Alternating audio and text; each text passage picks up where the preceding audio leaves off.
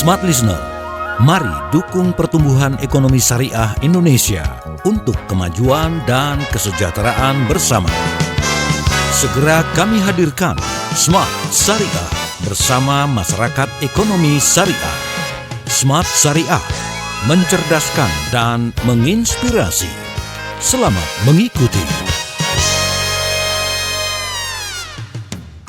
Assalamualaikum warahmatullahi wabarakatuh. Smart Listener, selamat sore. Bagaimana kabar Anda di hari ini? Kembali lagi kita berjumpa di hari Senin.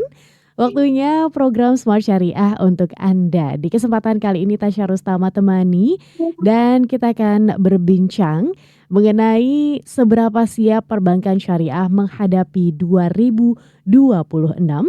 Dan di kesempatan kali ini bersama dengan Pak Kindi Miftah selaku Chief Strategy Young Islamic Bankers.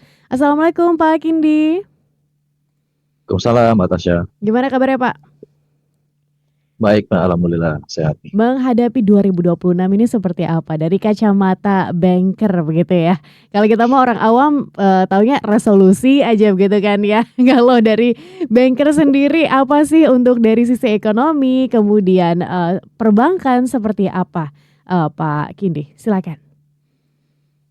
Ya Mbak Tasya, 2026 ini sebenarnya lebih menantang ya dibandingkan 2025 ya, karena ketidakpastian ekonomi global itu lebih tinggi ya dibandingkan tahun 2025, di mana gejolak politik internasional dan juga dampaknya terhadap ekonomi internasional itu juga masih banyak yang belum bisa memprediksi gitu ya, karena memang ini perubahan konstelasi politik dan ekonomi yang mungkin tidak pernah terjadi ya di tahun-tahun atau dekade sebelumnya. Dan tentunya ini teman-teman dari perbankan, termasuk juga di perbankan syariah, harus lebih bersiap lagi untuk menyusun skenario-skenario yang mungkin agak susah kalau kita harus membuat skenario yang optimis ya.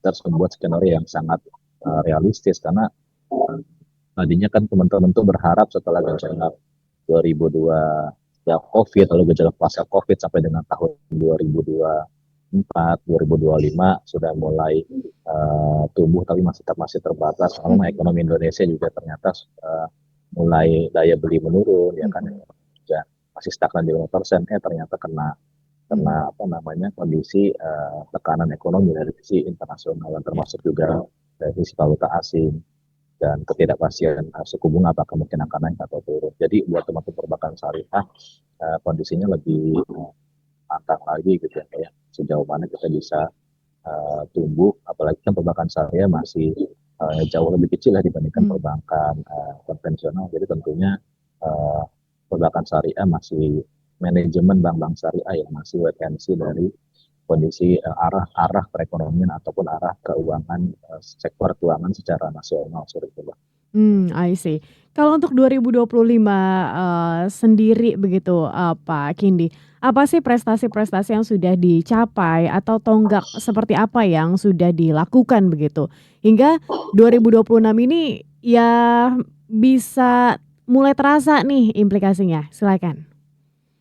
Ya Mbak, tahun 2025 yang lalu sebenarnya kalau secara industri di perbankan syariah mungkin nggak banyak kejutan atau nggak banyak hal yang baru ya Mbak. Tapi memang ada beberapa momentum pencapaian dari industri. Misalkan untuk pertama kalinya ya, aset perbankan syariah itu menembus 1.000 triliun gitu ya. Dan mungkin angka yang sangat penting ya untuk menjaga psikologis industri bahwa industri masih akan tetap bisa tumbuh. Walaupun mungkin memang dari sisi angka pertumbuhannya belum sebaik yang diharapkan, karena industri sendiri itu mungkin masih tumbuh di kisaran 11% sampai 12%. Padahal sebenarnya harapannya bisa tumbuh lebih tinggi lagi kalau kita memang pengen market share dari industri perbankan syariah itu lebih besar gitu ya. Dari sisi pembiayaan juga angkanya sebenarnya cukup membaik sedikit, tapi hanya sedikit saja. Jadi pertumbuhan aset itu membaik lebih tinggi 2% dibandingkan tahun sebelumnya. Di tahun 2024 pertumbuhan pembiayaan itu meningkat hanya 1%. Di sisi lain DPK mulai tumbuh lagi. Kenapa? Karena waktu di 2024 industri perbankan termasuk perbankan syariah itu masih over liquid ya, sehingga masih banyak menahan DPK, sehingga baik DPK maupun aset itu tidak tumbuh cukup baik ya, karena memang hampir semua bank itu menahan pertumbuhan DPK-nya karena over liquid.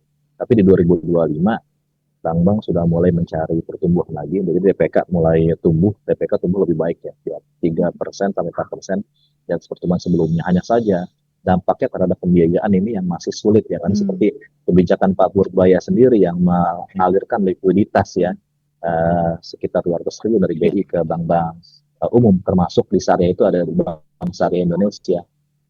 Ternyata belum begitu efektif karena ternyata permintaan dari kredit atau permintaan dari pembiayaan belum mencukupi untuk menyerap dana-dana perbankan yang sudah mulai tumbuh. Jadi mungkin kalau saya melihat 2025 perkembangan kita lebih menarik kalau kita lihat dari sisi dinamika dari pemain-pemainnya ya. Misalkan dari sisi BSI ya, kita lihat BSI udah semakin menancapkan kukunya.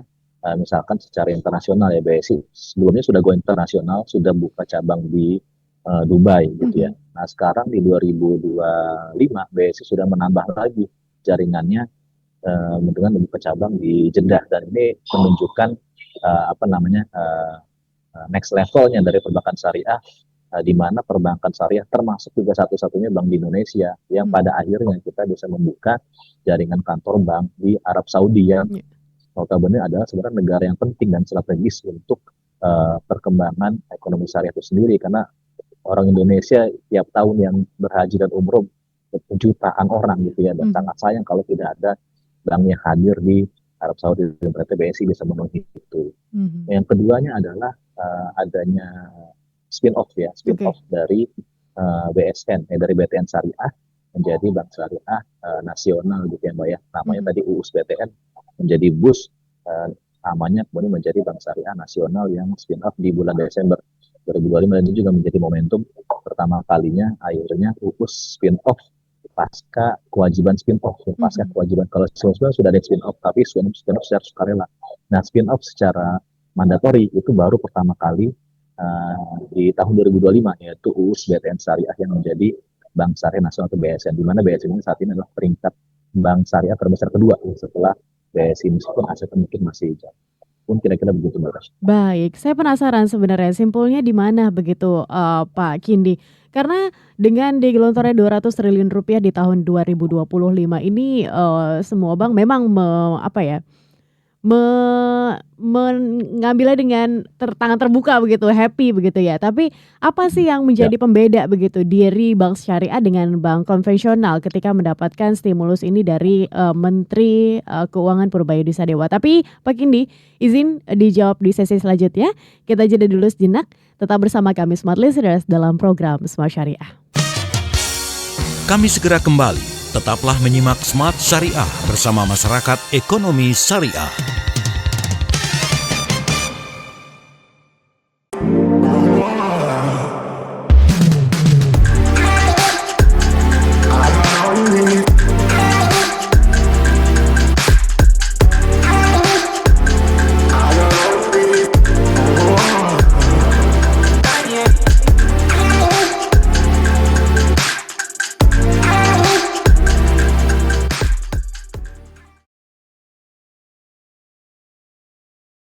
Smart FM, the spirit of Indonesia, part of Kompas Gramedia Radio Network.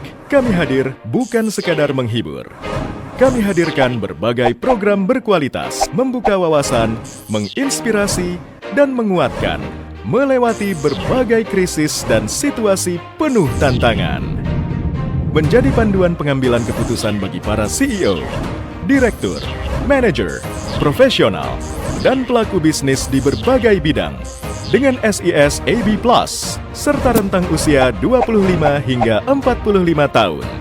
Agar bisnis dan karir yang dibangun berkembang serta melaju seiring perkembangan zaman, dijalankan sepenuh hati, penuh kecintaan, tanpa kehilangan jati diri, selalu memiliki pandangan terbuka dan luas, menjangkau Anda melalui berbagai platform digital dan media sosial, streaming, podcast, YouTube, Instagram, Facebook, dan Twitter.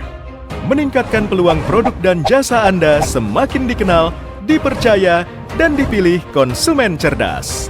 Dengan dukungan tim activation kami yang kreatif dan profesional, jaringan yang luas, serta kolaborasi dengan unit Kompas Group of Media lainnya, kami merupakan mitra yang tepat untuk membangun brand awareness produk Anda. Smart FM, mendukung pertumbuhan serta kemajuan karir dan bisnis Anda. Smart FM, the spirit of Indonesia.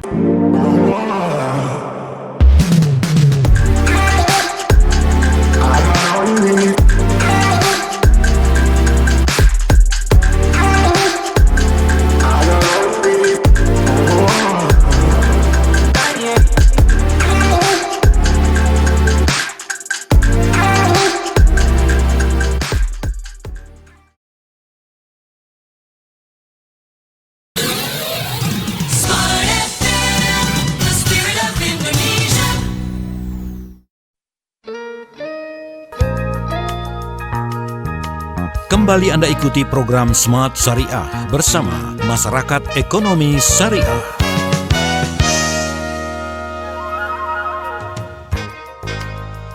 Seberapa siap perbankan syariah menghadapi 2026? Smart Listeners masih akan dibahas bersama dengan Pak Kindi Miftah, Chief Strategy Young Islamic Bankers. Pak Kindi, di 2025 kemarin Pak Kindi juga tadi sudah mention begitu ya, ada 200 T nih yang diberikan walaupun dibagi-bagi lagi ke bank-bank semua, konvensional maupun syariah. Tapi apa simpulnya, apa yang membedakan kok bank syariah mungkin belum bisa optimal, tapi bank konvensional ada nih yang sudah bisa mengoptimalkan hal itu. Silakan Pak Kindi. Ya Mbak Tasya, jadi kalau kita bicara spesifik ya terkait dengan stimulus likuiditas dari Menteri Keuangan dan Kementerian Keuangan, saya pikir juga pada akhirnya secara umum itu kurang efektif ya, baik di bank-bank BUMN besar dan konvensional maupun di bank syariah yang diwakili oleh BSI. Itu kalau saya nggak salah BSI itu dapat sekitar 6 triliun sampai 8 triliun. Tapi memang karena kondisi semua bank itu sedang over liquid juga, jadi dananya juga sedang berlebih. Jadi tanpa ditambahin dana pun itu bank-bank juga masih berat untuk bisa menaikkan intermediasinya ya, dan kita rasio LDR, loan to deposit ratio, atau kalau di syariah FDR, dan itu deposit ratio. Kenapa? Karena memang ekonomi sebenarnya sedang, ya kita tahu bahwa sedang tidak benar-benar baik-baik saja, tidak benar-benar dalam kondisi bullish kayak gitu ya, sehingga kehati-hatian dalam menyaluran kredit tetap sangat-sangat penting. Selain juga memang ternyata kita lihat permintaannya itu juga tidak sekencang mungkin periode sebelum COVID kayak gitu ya, periode sebelum COVID. Nah ini akhirnya membuat BSI juga atau bank syariah kalau misalkan dikasih likuiditas sebesar itu ya, pada akhirnya likuiditas yang ada aja masih belum optimal, apalagi ditambahin lagi. Jadi sepertinya yang kemarin itu lebih ke kewajiban mereka sih ya, sebagai bank-bank wakil pemerintah. Ketika pemerintah membuat kebijakan, pada akhirnya mereka juga yang utama mereka harus menjalankan dan mengoptimalkan apa yang diberikan, walaupun pada akhirnya tetap saja efek yang dirasakan adalah sebenarnya penurunan suku bunga ya. Karena memang benar ketika Pak Purbaya menggelontorkan 200 triliun itu suku bunga memang turun hampir sekitar, mungkin tidak begitu besar tapi cukup lumayan, kan suku bunga kita sudah sangat-sangat rendah sebenarnya, sudah di bawah 5% suku bunga deposito mungkin masih bisa turun kalau nggak salah ke sekitar 1%-an seperti itu. Tapi pada akhirnya dengan suku bunga TPK yang turun 1%, suku bunga kredit itu memang diharapkan turun, dan memang pada akhirnya juga ada penurunan. Tapi penurunan suku bunga kredit itu tidak benar-benar bisa mendorong permintaan kredit itu sendiri, karena pada akhirnya memang pengusaha-pengusaha pun bukan mereka nggak ada room untuk ekspansi, tapi mereka pun masih wait and see. Mereka nggak mau terlalu ekspansif, pada akhirnya malah mereka menyetok barangnya berlebihan gitu kan di gudang-gudang mereka, yang menjadi PR gitu ya. Itu mungkin hal yang sama dirasakan baik oleh bank konvensional maupun oleh syariah gitu. Oke, menarik Pak Kindi. Yang kita tahu bahwa memang sekarang situasi global, Pak Kindi juga tadi mention bahwa emang lagi gak pasti begitu, benar-benar gonjang-ganjing. Makanya skenario ini udah bukan skenario optimis lagi, tapi realistis aja deh seperti apa begitu ya. Nah, perbankan syariah tuh sering dipandang lebih resilient kabarnya, dengan prinsip-prinsip bagi hasil dan keterikatannya dengan sektor real, Pak Kindi. Nah, menurut Pak Kindi sendiri, secara konseptual mungkin dan juga praktis, Sejauh mana nilai-nilai relevan dalam memperkuat ketahanan sistem keuangan nasional saat ini? Silakan. Ya betul Mbak, jadi memang salah satu nilai diferensiasi dari perbankan syariah adalah adanya akad atau skema-skema yang seharusnya membuat perbankan syariah lebih tangguh atau lebih resilient ya dibandingkan bank konvensional. Salah satunya adalah misalkan adanya prinsip bagi hasil. Jadi dengan prinsip bagi hasil, maka sebenarnya ketika misalkan pertumbuhan pembiayaan atau pendapatan dari pembiayaan itu menurun gitu ya, atau tidak sesuai dengan proyeksi, maka hal itu akan berpengaruh terhadap nasabah-nasabah dan pihak ketiga. Dana distribusi bagi hasil terhadap nasabah dan pihak ketiga juga akan berpengaruh atau menurun, sehingga bank tidak dalam posisi mengambil resiko dari dari adanya gap antara pendapatan kredit dengan dalam tanda kutip kalau konvensional ya, bunga yang harus diberikan kepada DPK. Jadi perbankan syariah akan lebih stabil untuk menjaga mungkin marginnya atau profitabilitasnya yang akan bermanfaat untuk menjaga ketahanan banknya ya, untuk operasional banknya, untuk kestabilan banknya, untuk bank bisa memupuk pencadangan dari pemain sel dan sebagainya. Jadi dengan prinsip bagi hasil, maka ketika pendapatan pembiayaan itu menurun atau pertumbuhan pemberian itu tidak sesuai dengan yang diproyeksikan, maka akan di-adjust langsung melalui skema bagi hasil ke nasabah-nasabah dan pihak ketiga. Dan betul, memang sebenarnya ada mungkin tidak benar-benar secara signifikan, tapi ada perbedaan karakter behavior perilaku dari nasabah DPK di perbankan syariah dengan di perbankan konvensional, di mana perbankan syariah itu sebenarnya lebih tidak sesensitif nasabah-nasabah di konvensional yang benar-benar mereka itu kebanyakan naruh duit di bank itu memang karena mengharapkan return atau bunga. Sementara di bank syariah lebih banyak orang-orang yang mungkin transaksional atau ya sudah karena mereka itu nggak memiliki bank konvensional, jadi mereka percaya sepenuhnya hanya mau dengan bank syariah, sehingga apapun yang terjadi di bank syariah mereka tetap stay di bank syariah, tidak mau pindah ke konvensional. Nah, ini sebenarnya ada case menariknya juga ya. Saya nggak perlu sebut banknya, tapi ada sebuah bank, dulu ada 2 bank ya, karena banknya di merger salah satunya, jadi ada sekarang cuma 1 bank. Ada 1 bank yang sudah berumur sangat lama, banknya pun juga sedang menghadapi tidak stabilan finansial, tapi nasabahnya begitu loyalnya, tidak rush atau tidak mengambil besar-besaran dananya, mereka tetap setia, tetap layak pada bank itu karena merasa selama ini mereka sudah tercukupi ya kebutuhan untuk bersyariahnya, kebutuhan untuk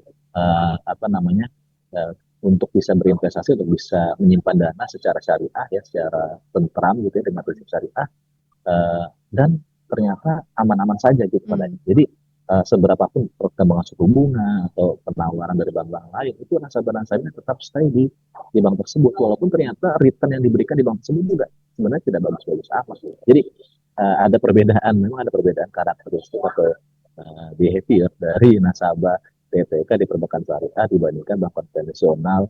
Walaupun saya tidak bilang 100%, tapi itu yang mungkin tidak kita lihat di bank-bank konvensional. Dan memang lebih didukung lagi dengan adanya prinsip bagi hasil, sehingga bank akan lebih tahan, lebih aman ketika terjadi gejolak di sisi pembelian, tidak harus menanggung resikonya sendiri, tapi di-sharing kepada nasabah-nasabah dan pihak ketiga gitu.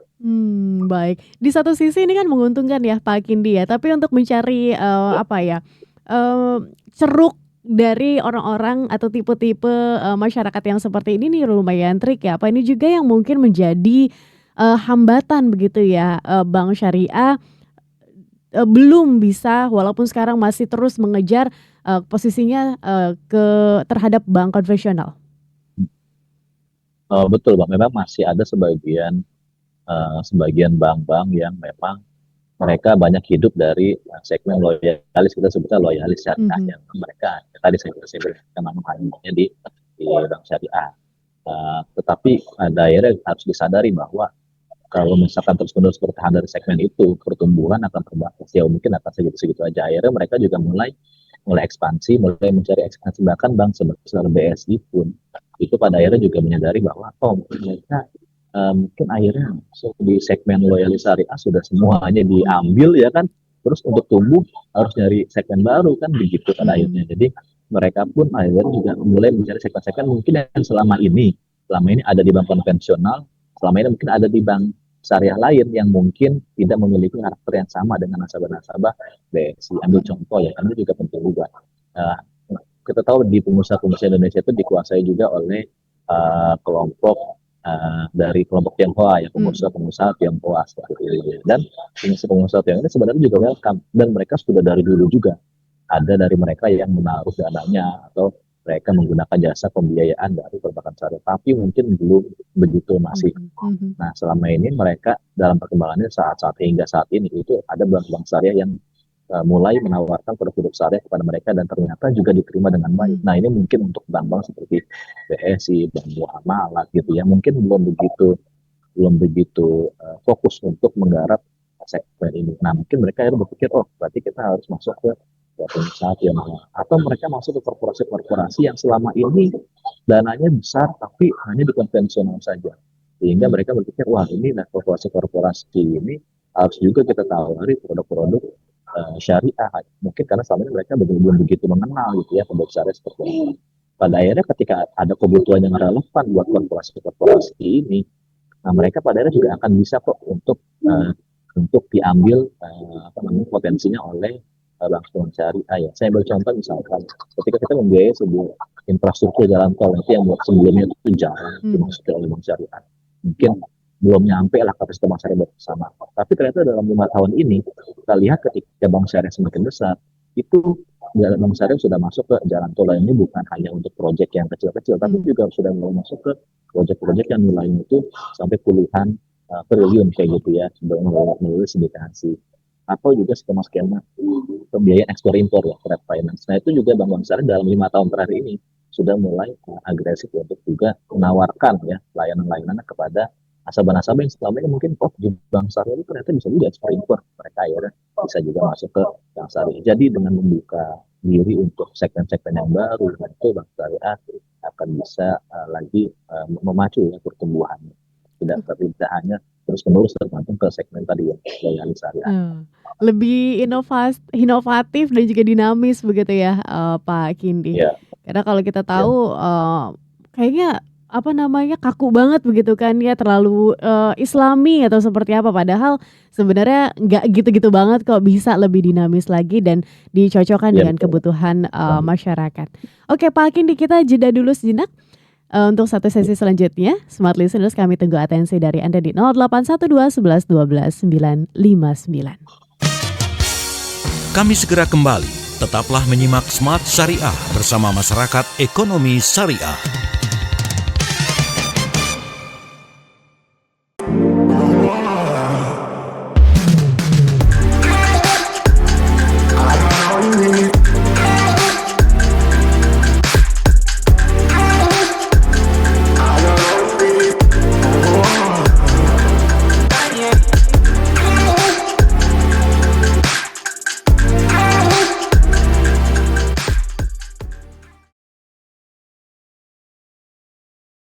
Smart FM, the spirit of Indonesia, part of Kompas Gramedia Radio Network.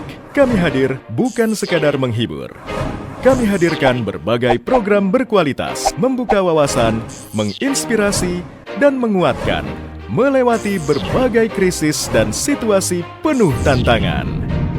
Menjadi panduan pengambilan keputusan bagi para CEO, direktur, manajer, profesional, dan pelaku bisnis di berbagai bidang dengan SIS AB+, serta rentang usia 25 hingga 45 tahun.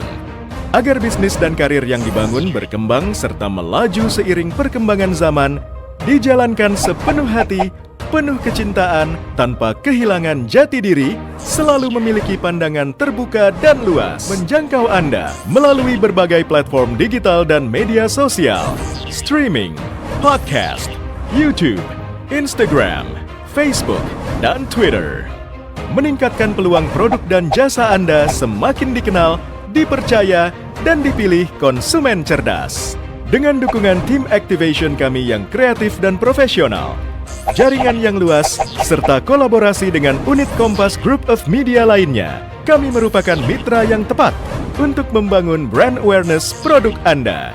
Smart FM mendukung pertumbuhan serta kemajuan karir dan bisnis Anda. Smart FM, the spirit of Indonesia.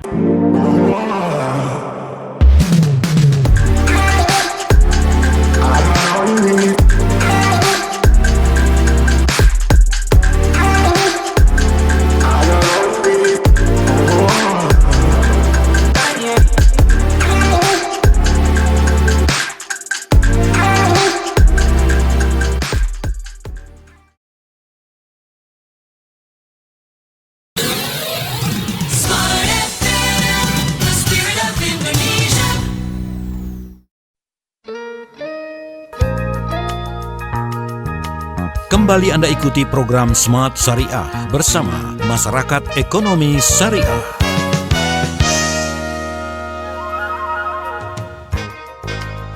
Smart listeners, dalam perbincangan Smart Syariah di kesempatan kali ini kita sudah masuk pada sesi yang ketiga ya, di mana masih membahas sebuah topik seberapa siap perbankan syariah menghadapi 2026. Bersama dengan Pak Kindi Miftah, Chief Strategy Young Islamic Bankers. Pak Kindi, tentu pertumbuhan perbankan syariah ini nggak terjadi tiba-tiba atau pemainnya yang mendominasi itu satu aja gitu kan. Pasti ada nih faktor-faktornya, ekosistem yang dibangun di sampingnya. Menurut Anda apa sih faktor yang paling mempengaruhi, yang menentukan keberlanjutan pertumbuhan perbankan syariah? Silakan.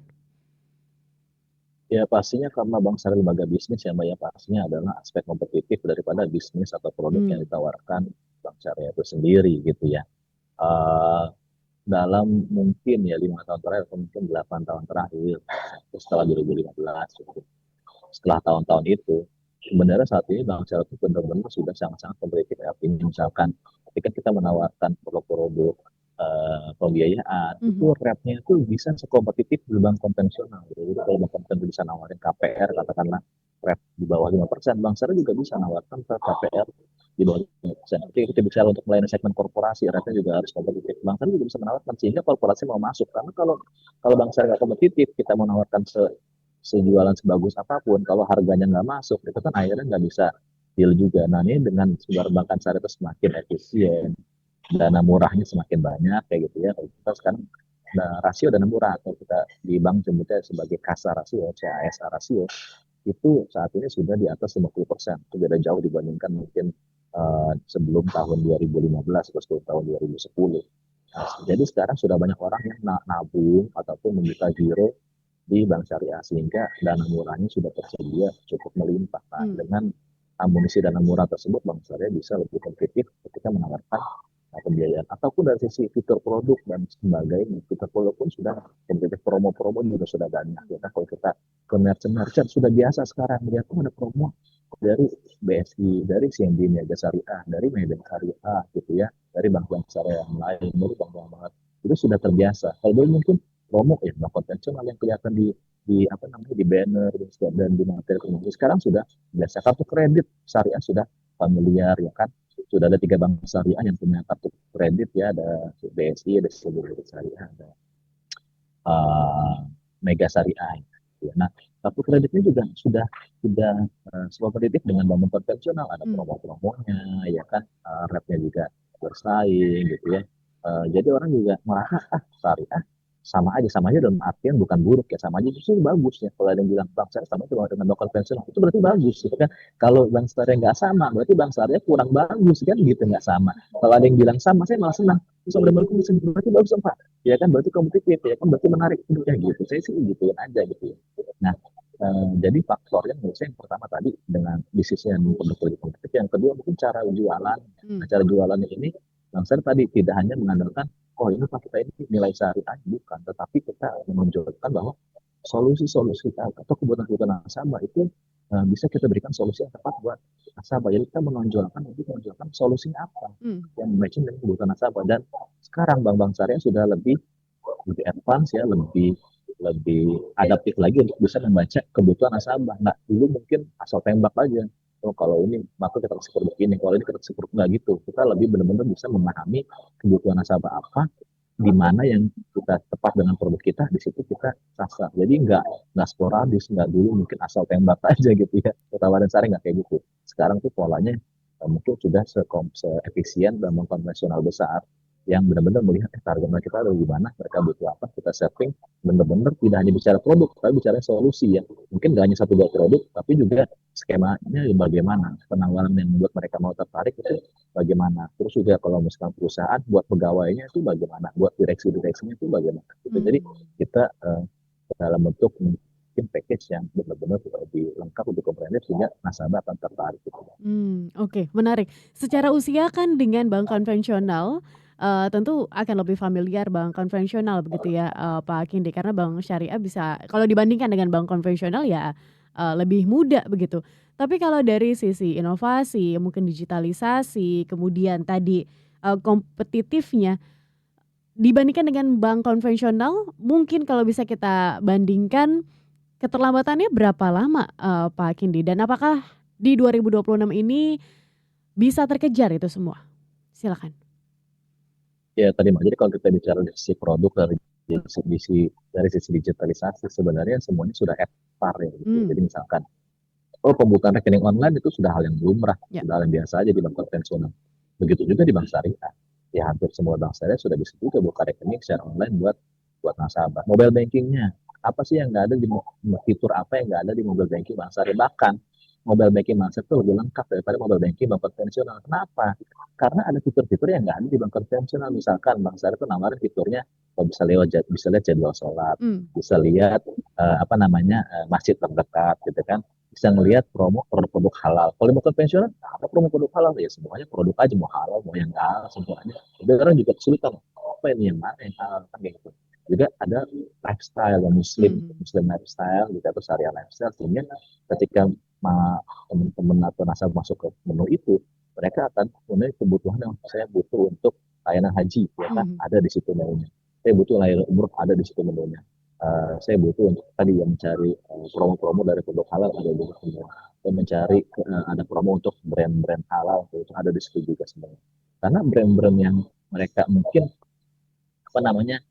pengen menunjukkan aspek kehalalannya, ya kan banyak produk-produk yang berafiliasi dengan segmen muslim, ya hmm, itu mereka pasti akan prefer untuk bekerja sama dengan bank syariah karena akan lebih tepat ya untuk menyasar target marketnya. Pada akhirnya bank syariah punya keunggulan advantage untuk uh, menawarkan kerjasama atau menawarkan promosi dibandingkan bank konvensional, karena mereka berpikir bank konvensional buat transaksi aja, tapi kalau saya mau bikin kerjasama, saya mau bikin partnership, saya mau bikin promosi, saya bank syariah aja. Orang market saya juga kebanyakan pakai bank syariah di bagian bank konvensional gitu. Jadi kalau di sisi bicara digitalisasi, sebenarnya mungkin waktu awal-awal mungkin kita tertinggal gitu ya. Tapi sekarang 2026 apalagi ya, itu udah hal yang sangat-sangat biasa, sangat aktif. Tidak ada fitur di mobile banking atau di katakanlah cash management atau internet banking, ya. Kita bicara apalagi cash management, ya, bukan hanya untuk nasabah individu tapi nasabah perusahaan, itu bahkan juga sudah sangat-sangat kompetitif ya. Cash manajemennya bisa diadu ya, layanan internet banking untuk perusahaan itu bisa diadu juga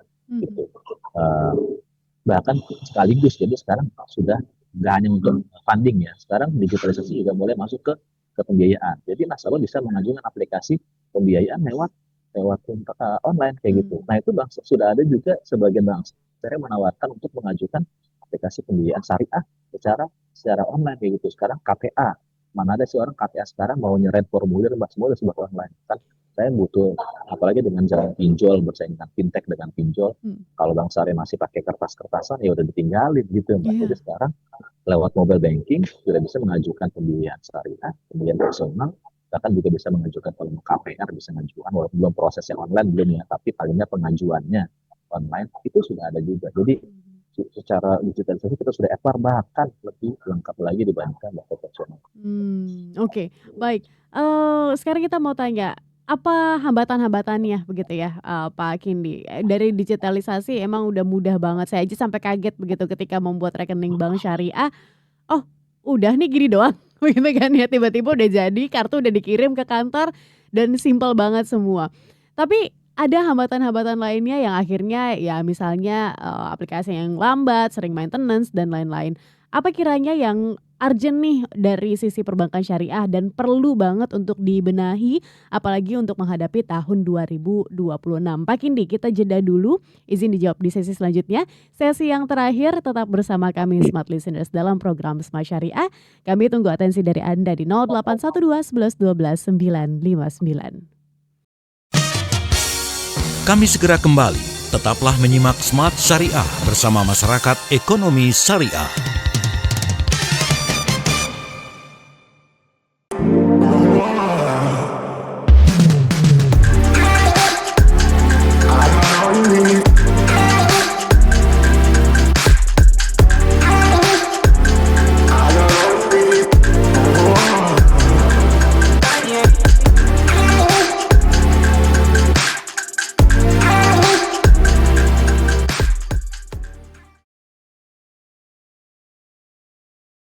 Smart FM, the spirit of Indonesia, part of Kompas Gramedia Radio Network.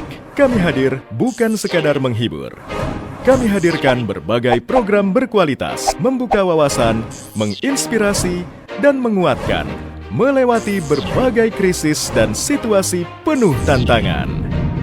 Menjadi panduan pengambilan keputusan bagi para CEO, direktur, manajer, profesional, dan pelaku bisnis di berbagai bidang dengan SIS AB Plus serta rentang usia 25 hingga 45 tahun. Agar bisnis dan karir yang dibangun berkembang serta melaju seiring perkembangan zaman, dijalankan sepenuh hati, penuh kecintaan, tanpa kehilangan jati diri, selalu memiliki pandangan terbuka dan luas, menjangkau Anda melalui berbagai platform digital dan media sosial, streaming, podcast, YouTube, Instagram, Facebook, dan Twitter. Meningkatkan peluang produk dan jasa Anda semakin dikenal, dipercaya, dan dipilih konsumen cerdas. Dengan dukungan tim activation kami yang kreatif dan profesional, jaringan yang luas, serta kolaborasi dengan unit Kompas Group of Media lainnya, kami merupakan mitra yang tepat untuk membangun brand awareness produk Anda. Smart FM mendukung pertumbuhan serta kemajuan karir dan bisnis Anda. Smart FM, the spirit of Indonesia.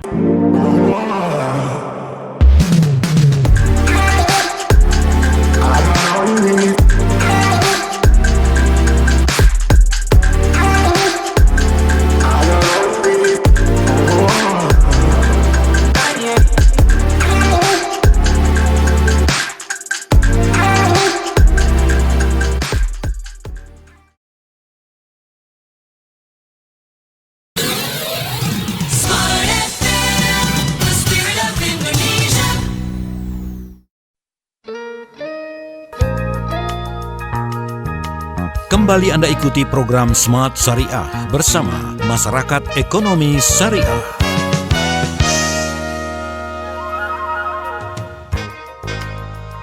Sesi yang terakhir, Smart Listener, seberapa siap perbankan syariah menghadapi 2026? Kini kita mau tanya ya, sebenarnya apa sih yang hambatannya urgent yang harus dibenahi nih agar 2026 bisa menjadi tahun yang cerah walaupun gonjang-ganjing geopolitik, kemudian situasi global itu masih juga nggak tahu kapan selesainya, tapi semoga saja perbankan syariah bisa bounce back di momen-momen ini. Silakan Pak Kindi. Ya Mbak, jadi mungkin kalau sisi tantangan, saya mungkin tadi balik lagi ke produk ya mungkin yang pembahasan yang sebelumnya.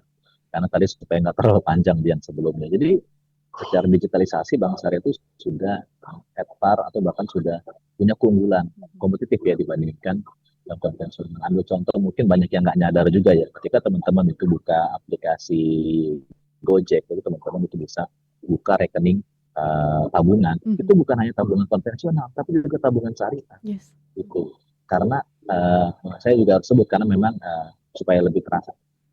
Itu di grupnya Gotoh itu kan punya banknya itu namanya Bank Jago. Nah Bank Jago itu juga punya syariah. Benar. Nah jadi kalau teman-teman mau buka tabungan di Gojek, itu juga bisa buka tabungan di Jago yang syariah dengan kemudahan atau kepraktisan yang sama juga kayak gitu. Jadi kalau bilang Bank Syariah mungkin agak tertinggal, enggak, itu mungkin persepsi sangat fault lah, lama lah gitu. Sekarang sebenarnya sudah. Nah, tapi mungkin kita bicara apa sih ada bank? Ada ya, karena gini jumlah Bank Syariah itu kan lebih sedikit, lalu secara aset itu kan masih banyak yang kecil-kecil kayak gitu, sehingga secara skala usaha itu banyak kalah kalau kita bandingkan dengan bank konvensional yang sudah banyak besar kayak gitu. Pasti semakin besar, semakin efisien, secara skala, secara kapasitas juga lebih besar. Gitu. Jadi tantangan mungkin buat bank syariah kecil-kecil yang mereka butuh untuk tumbuh lebih besar lagi sehingga punya skala yang lebih bagus ya, lebih kompetitif ya.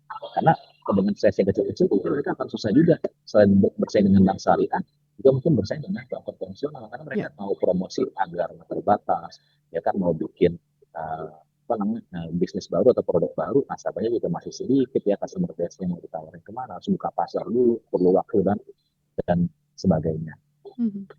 Jadi lebih ke skalanya, tapi untuk bank syariah tertentu, karena ada juga bank syariah yang sudah besar. Nah, beda kalau mungkin waktu saya baru masuk di perbankan syariah sebelum tahun 2010, ya semua bank syariah masih kecil. Tapi sekarang bank syariah ada yang gede. BSI itu sudah peringkat 5 di industri ya, dengan asetnya 400 triliun kayak gitu. Misal peringkat 5 atau peringkat 6. Nah, bank syariah juga yang lebih besar-besar juga. Ya, UUS seperti yang di Mega Syariah, Maybank Syariah juga sudah besar-besar gitu ya. Bahkan karena mereka itu posisinya UUS, jadi penawaran produk mereka, penawaran pricing mereka itu disamakan dengan konvensionalnya kayak gitu. Jadi ketika konvensional bisa ngasih promo yang menarik, rate yang sangat-sangat bersaing di pasar, maka syariahnya juga akan mengikuti. Jadi syariah menjadi lebih kompetitif karena sifatnya masih UUS, sehingga mereka akan mengikuti setiap strategi dari bank induknya kayak gitu. Jadi ini advantage-nya ketika menjadi UUS, dan UUS dari yang mana dulu? UUS dari bank konvensional yang besar kayak gitu. Nah, ini juga dimanfaatkan untuk bank syariah untuk melakukan penetrasi. Nah, tapi ada poin yang mungkin jarang disadari ya, oleh para stakeholder di syariah. Salah satu tantangannya ternyata tantangan terbesarnya, termasuk ini menurut saya baik berlaku untuk bank syariah yang kecil maupun bank syariah sudah besar juga. Tantangannya itu sifatnya sangat-sangat strategis. Yaitu apa? Tantangannya adalah dari sisi dukungan manajemen. Gitu ya. Saya nggak bilang bahwa manajemen nggak mendukung, bukan. Hanya saja manajemen belum benar-benar tahu gimana sih cara yang terbaik untuk bisa mendukung bank syariahnya kayak gitu. Nah, saya buat contoh. Sebesar-besarnya bank syariah, katakanlah BSI atau Bank Syariah Nasional ya, yang X dari UUS BTN Syariah tadi, mereka posisinya tetap anak usaha. Kalau posisinya anak usaha, maka ketika mereka melakukan ekspansi, mereka mau membuat strategi dan segala macam, itu masih tidak seleluasa induknya gitu ya, tidak sefleksibel induknya, sehingga misalkan BSI sudah besar tapi nggak punya anak perusahaan loh BSI itu. Tapi sebesar itu mungkin mereka butuh buat bikin anak perusahaan, tapi nggak bisa. Kenapa? Karena statusnya juga anak perusahaan kayak gitu. Nah, ataupun misalkan BSF yang baru juga lahir kemarin sore, memang duitnya ada, cuman ya kita perlu dukungan lah untuk bikin strategi ekspansi dan segala macam kayak gitu. Jadi di sini sangat penting dukungan manajemen untuk mensupport, bukan hanya mensupport mereka betul, infrastruktur dikasih betul dan sebagainya, modal dikasih betul, tapi mensupport strategi terbaik yang bisa mereka jalankan. Nah, saya buat contoh, salah satu strateginya adalah yang OJK juga udah tahu, namanya adalah leveraging misalnya. Leveraging itu kalau di Malaysia itu udah common. Jadi yang jual produk syariah itu bukan cuma bank syariah, tapi bank induknya. Jadi cabang-cabang bank induknya itu bukan cuma menjual produk konvensional, tapi menjual produk konvensional dan syariah. Supaya apa? Supaya produk syariah dari anak perusahaannya itu bisa dijual di outlet bank induk yang jauh lebih banyak kan, seperti itu. Sayang punya anak perusahaan, misalkan BSN sayang waktu dia masih jadi UUS itu juga nggak leveraging dengan BTN. Sehingga apa? Sehingga seharusnya mungkin kalau misalkan katakanlah dulu waktu UUS BTN itu leveraging, mungkin asetnya udah 100 triliun lebih. Tapi karena mereka nggak leveraging, jadi cuma masih 60-an triliun. Kenapa? Mereka berusaha sendiri, jualan di cabang-cabang syariah sendiri yang lebih sedikit. Orang-orang SDM juga lebih sedikit. Gitu. Kenapa? Enggak, bank induknya ikut jualan, ya kan? Cabang-cabang induk, apa ruginya sebab induk kan mereka pada akhirnya konsolidasi juga secara kinerja. Jadi nggak usah khawatir bersaing, ya kan? Konvensional bersaing dengan syariah. Dengan syariah, padahal syariah itu anak usaha sendiri. Jadi ternyata banyak manajemen yang nggak paham. Oh, harusnya gitu ya cara jualannya supaya syariah saya tumbuh lebih besar. Karena mereka merasa, oh, kalau syariah tumbuh, syariah yang bertugas untuk menumbuhkan syariah lebih besar adalah ya udah direktur bank syariah anaknya itu. Nah, ini kan sama. Ya kan, direktur bank induk lebih bertanggung jawab untuk membuat anak bank syariahnya atau UUS-nya juga lebih besar. Jadi jangan hanya menyerahkan udah ini tugas membesarkan syariah, direktur bank umum syariahnya, anak perusahaannya, atau kepala divisi UUS-nya, udah kamu tanggung jawab nggak gitu. Kalau kita bisa punya rumah kita bisa dimanfaatkan oleh anak-anak kita, ya kan, untuk bisa berkembang lebih besar lagi, sehingga rumah kita jadi lebih ramai, ya kan, lebih berkembang, ya kenapa enggak, ya kan. Malah yang ada kalau kita nggak support, anak usaha kita jadi kalah saing sama bank syariah lain, malah diambil kuenya sama bank syariah lain, kan kayak gitu, ya kan. Nah, ini mindset strategis yang seharusnya dimiliki oleh semua manajemen bank konvensional yang memiliki anak Bank Umum Syariah ataupun Pupus gitu. Oke, baik. Menarik banget ini Pak Kindi, tapi, kita harus, sudah menuju pada closing statement begitu. Mungkin kesimpulannya seperti apa dan mungkin boleh disinggung juga, apakah 2026 ini di mana kan ada perubahan juga deh di 2025 di mana sekarang di bawah, banyak bank syariah. Kalau di sini bank, BSI terutama begitu ya, jadi di bawah, Danantara. Apakah karena sebagai pemain yang cukup besar nih BSI Pak Kindi, ini bakal membawa ke arah yang lebih positif, anginnya akan lebih adem kah atau seperti apa? Silakan sekaligus menutup perbincangan di kesempatan sore hari ini. Silakan Pak Kindi.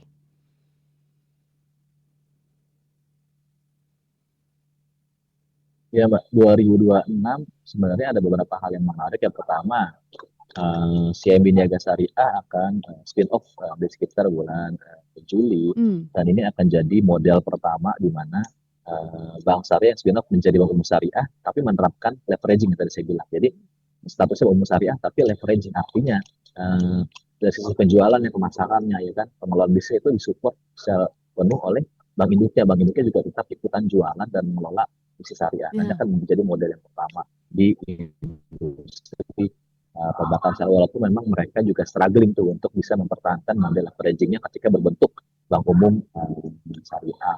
Yang kedua adalah peran dari BSN, sejauh mana BSN akan bisa bermain atau berperan lebih jauh ketika sudah mulai menjadi bank umum syariah yang sudah spin off. Kebetulan saya juga cukup familiar dengan BSN ini. Sebenarnya banyak yang bisa BSN lakukan, tadi termasuk strategi leveraging dan sebagainya.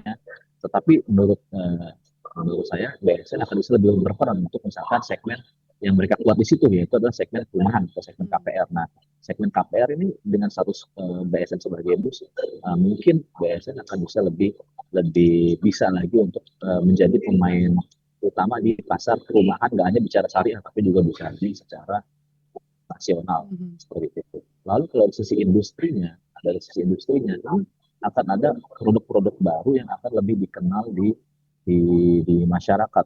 Ya, salah satunya adalah kita sebut yang dikenal namanya investment account. Nah, investment account itu adalah produk yang sangat-sangat inovatif, di mana tidak disediakan oleh bank konvensional. Jadi nasabah itu bisa naruh dananya di bank syariah, tapi mendapatkan return yang semenarik misalkan reksadana gitu. Jadi dengan dia naruh di bank, tingkat keamanannya seperti di bank, itu bisa memberikan return semenarik katakanlah reksadana atau bahkan saham, ya kan? Nah, tentunya itu akan, kalau masyarakat lebih aware lagi, ada ya di syariah satu, udah saya pindah aja lah ke syariah. Nah, itu akan jadi strategi yang bisa shifting proposition atau value added yang bisa diberikan bank syariah yang mendiferensiasi bank syariah dengan konvensional. Lalu dari sisi misalkan asetnya bagaimana, apapun seperti apa, tantangannya. Nah, kalau saya melihat dari variabel-variabel yang itu ya, daerah akan bergantung lagi sama individu-individu yang ada di bank syariah. Dan dari sisi masyarakatnya juga, dengan masyarakat yang sudah semakin aware dengan bank syariah, 5 tahun ke depan ya, bukan hanya 2006, tapi menurut saya 5 tahun ke depan, menarik untuk bisa melihat sejauh mana dinamika atau shifting masyarakat dalam bisa menerima lagi, ya kan, lebih familiar lagi dengan bank syariah. Karena seperti yang dilakukan BSI itu sekarang sudah membuat orang sudah semakin terngiang dengan bank syariah. Karena di Jakarta aja ya, mungkin batasnya juga pernah naik MRT atau pernah naik LRT gitu ya, ternyata bank syariah BSI membeli tuh naming stasiun MRT di Lebak Bulus dan naming stasiun LRT di Duku Atas. Dan kalau kita lihat sekarang ATM-nya BSI itu udah melimpah, bahkan melebihi bank. Jadi pataknya masyarakat itu melihat, ternyata bank syariah ada di mana-mana gitu ya. Belum nanti misalkan bank syariah yang lain gitu ya, tadi membanjiri promosi-promosi di lebih banyak lagi merchant yang mungkin tadinya nggak kebayang, ternyata di merchant ini ada juga penawaran dari bank syariah, ada juga penawaran dari bank syariah. Jadi menarik kita melihat ke depan 5 tahun seberapa bisa masyarakat itu bisa mempersepsikan bank syariah itu, bank syariah ini kalau gitu bisa jadi bank pilihan utama saya.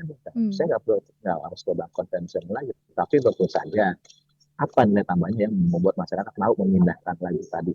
Nah, itu mungkin sweetener seperti itu yang harus dipikirkan oleh bank syariah, supaya tadi selain keluar dari segmennya, mempenetrasi segmen yang baru seperti tadi saya sebutkan, misalkan ke pengusaha Tionghoa, komunitas yang mungkin selama ini, ternyata Bank Syariah bisa begini, bisa begitu. Nah, selain berbicara segmen juga dari sisi produk, karena produknya sudah advance, digitalisasi sudah advance, tapi sweetenernya apa sih? Menurut mereka mau memindahkan dari bank konvensional ke bank syariah. Jadi shifting itu yang menarik mungkin kita lihat di 2006 ini dan juga mungkin dalam 5 tahun ke depan seperti itu Mbak Tasya. Yes, yang kecil-kecil justru ya, Pak Kindi, kecil-kecil tapi membedakan begitu kan ya. Oke, Pak Iya, Kindi terima kasih untuk insight-nya di kesempatan kali ini. Semoga para stakeholder mendengar begitu ya, para pemain di industri ini bisa lebih kompetitif lagi, bisa tadi diterapkan ada saran-saran dari Pak Kindi Miftah. Terima kasih sekali lagi Pak Kindi untuk insight-nya dan terima kasih juga Smart Listener sudah bergabung bersama dengan kami. Kami tutup perbincangan dalam program Smart Syariah di sore hari ini. Akhir kata saya Tasya Rustama dan Pak Kindi Miftah. saya dari Kindiga. Baik, kami Terima kasih. terima kasih kami pamit. Billahi taufiq wal hidayah. Wassalamualaikum warahmatullahi wabarakatuh.